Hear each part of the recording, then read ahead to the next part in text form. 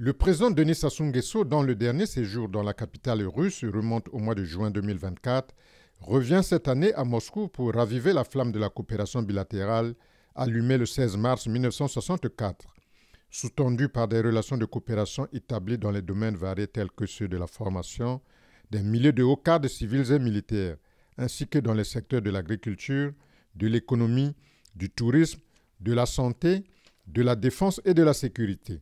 De même que fort de sa vocation de pays défenseur des idéaux de paix, la République du Congo a coopéré avec l'ex-URSS dans le soutien des luttes de libération nationale en Afrique, en abritant par exemple le siège du MPLA, le Mouvement populaire de libération de l'Angola, et en accueillant les militants de la SWAPO, la Southwest African People Organization.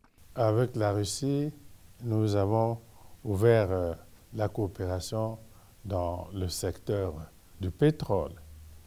Et les sociétés russes interviennent dans le secteur de la recherche et la production du pétrole dans notre pays.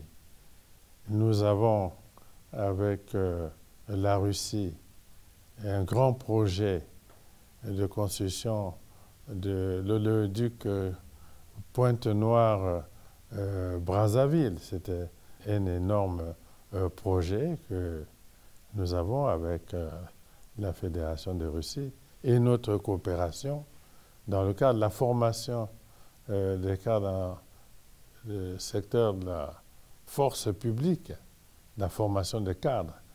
Et cette coopération se poursuit et aussi dans le cadre de l'équipement et de la force publique.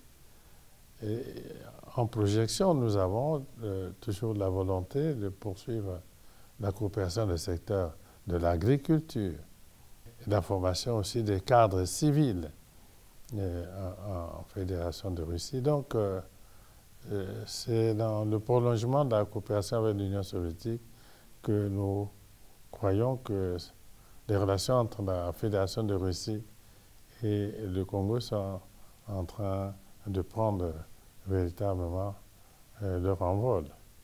Nous allons nous entretenir avec le président Poutine pour faire le point de la coopération entre nos deux pays et tracer d'autres perspectives.